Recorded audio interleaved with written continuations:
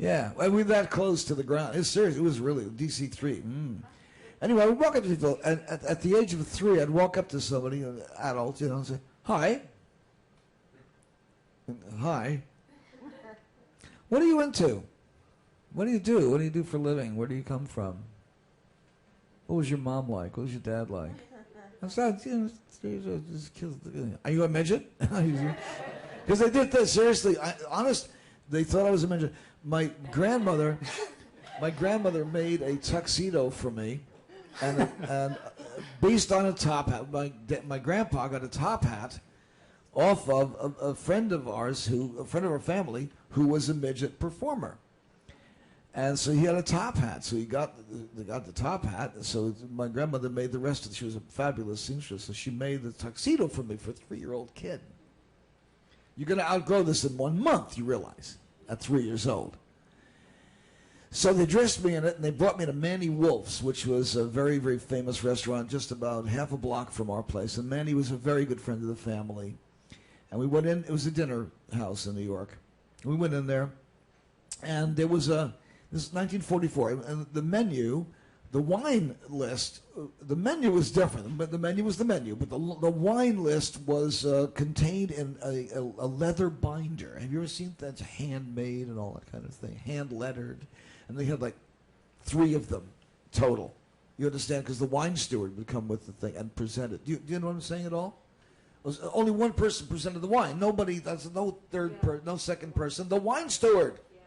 You've never been in a decent restaurant? This is a restaurant where handy wipes were not offered at the end of the meal.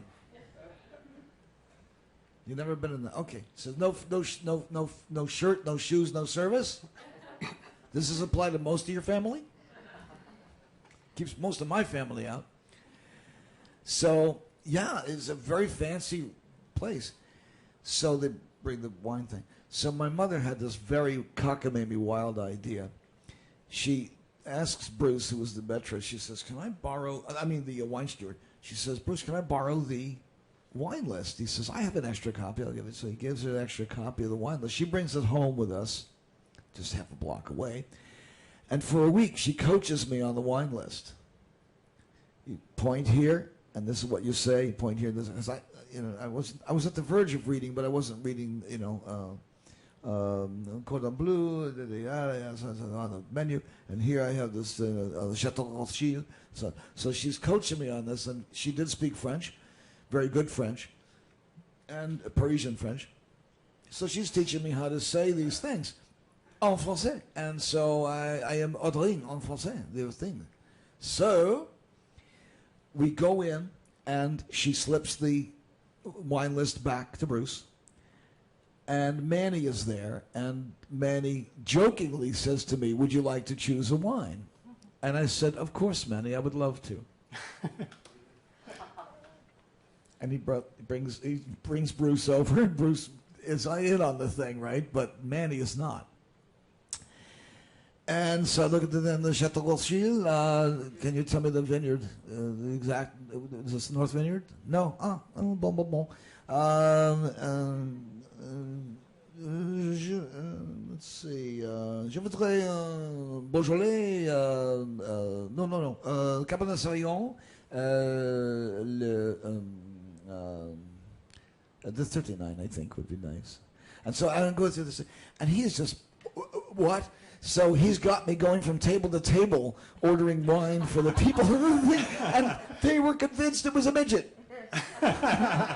Because I had the tux on with the thing, and I looked like a midget. I mean, why would I be a kid in a tux ordering in French from a wine list? It was hysterically fun. What an evening. Yeah. But there is actually, Paul, you mentioned this, there's no danger. There really isn't. You're in a protected bubble. One guy walks up to me in Hollywood Boulevard. I was walking with Ron Mathis. Archdruid Tyron, and a guy walks out. He pulls a gun right on Hollywood Boulevard in front of God and everybody. He pulls a gun and he holds it on Ron's chest, and he says, "You're a hippie," because Ron had a huge beard. He says, "You're a hippie. I'm going to kill you." Ron looks at his watch.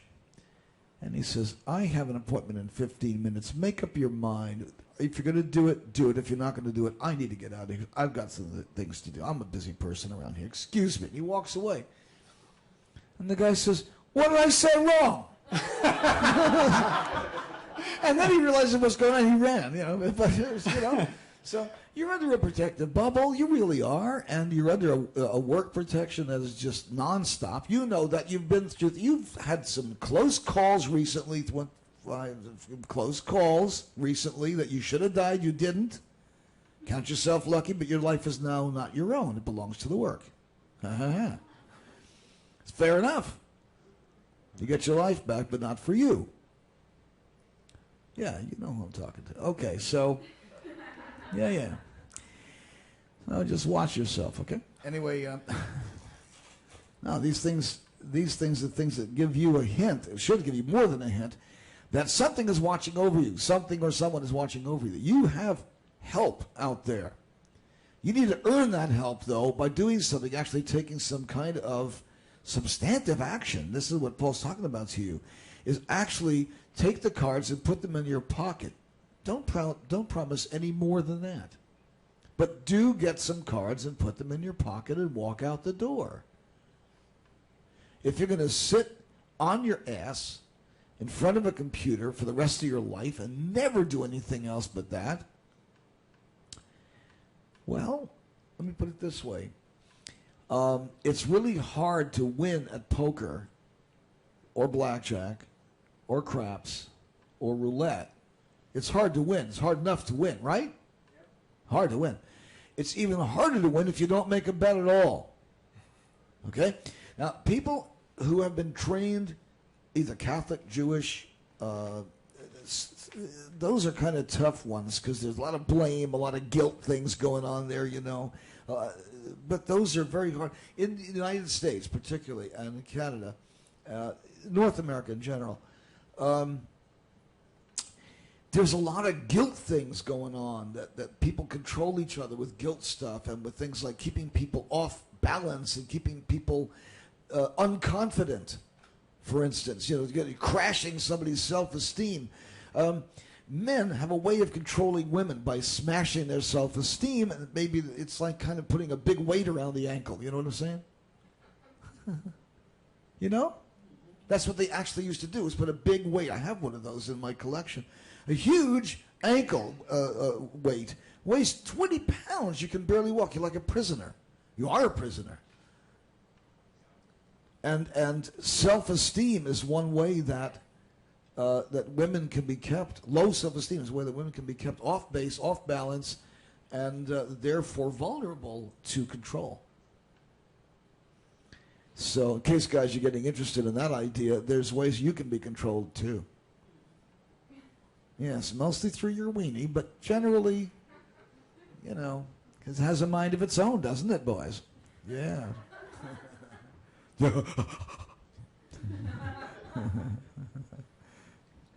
Yeah, anyone in that condition can be controlled. That dog control. If you're a dog, if you're after something, you're hungry, you can be had. If you're not hungry, you cannot be had. You can't be had. No way can you be had. Do you understand that? No way can you be corrupted. You can't be had. You can't be corrupted. You cannot be.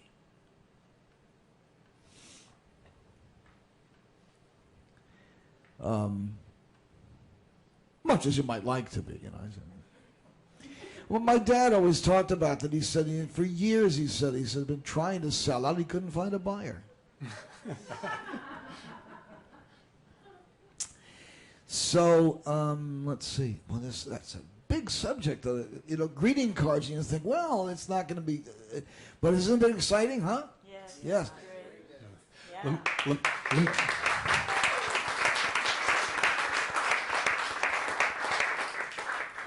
One last thought. Closing, thoughts. let me just give you some kind of idea where this leads. Okay.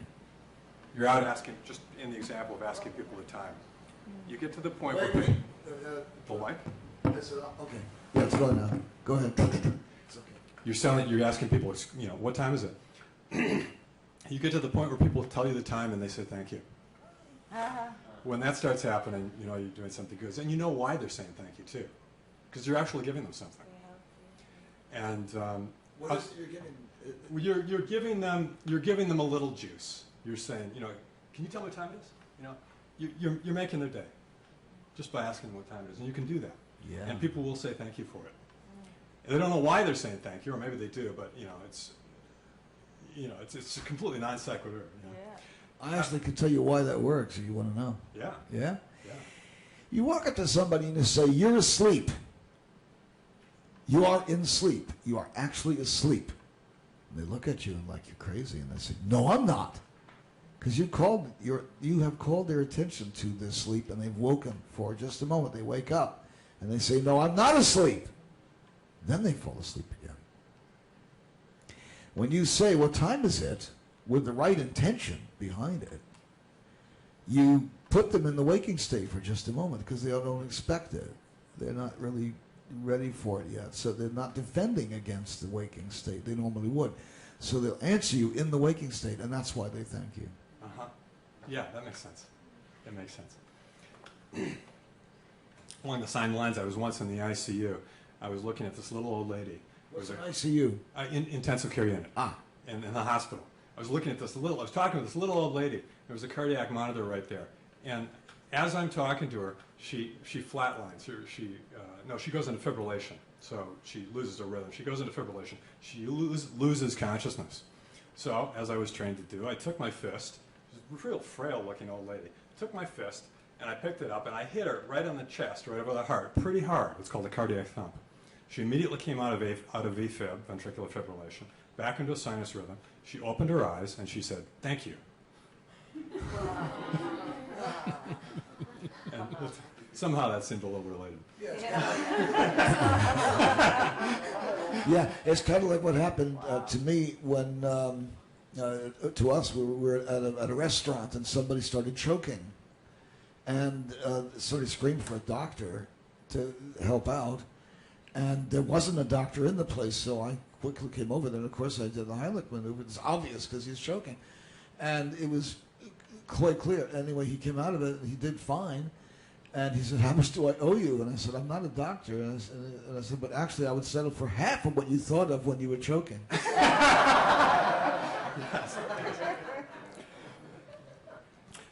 And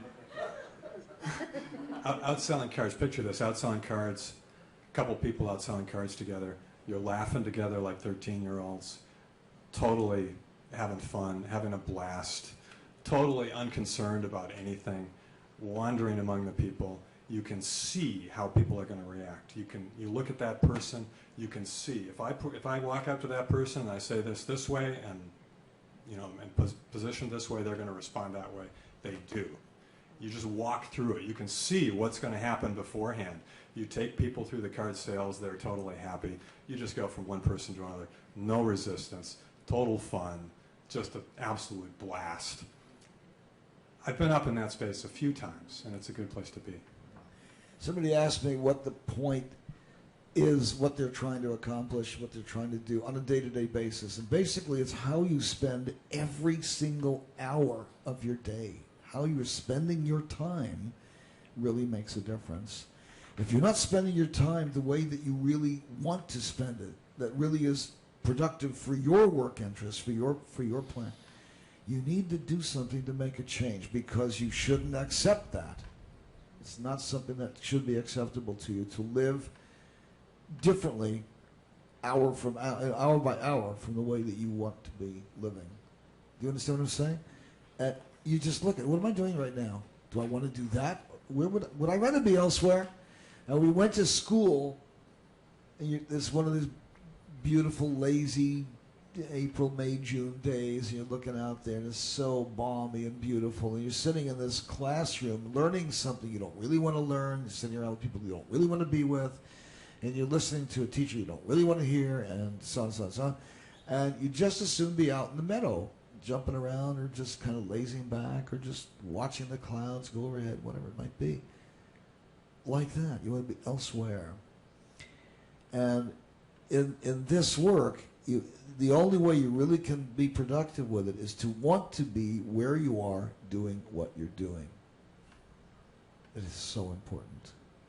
You want to be where you are. You want to be doing what you're doing. That is happy times for you. It's satisfying for you. You're doing what you want to do. You're where you want to be. That's the ultimate. Hour by hour. See, not just kind of generally through hour by hour. Every hour you are where you want to be, doing what you want to do. My goal is to bring you to that place.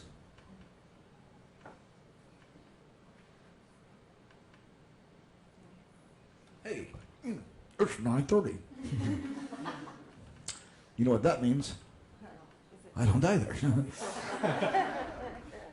time is it? We're gonna take a break though for about. I think. Do we need a pee break? Yes. Pit stop. Let's do that. Take about a 15-minute pit stop shot, maybe even more. Let's see. We'll probably have a snack soon as well. Yeah. Okay. You have what? A snack? There will be a snack soon too. All right, why don't we just do that? Let's take till 10 o'clock. So half an hour break. It's a pee break, snack break, whatever it might be, you know. Take a walk around, shake it off, so on.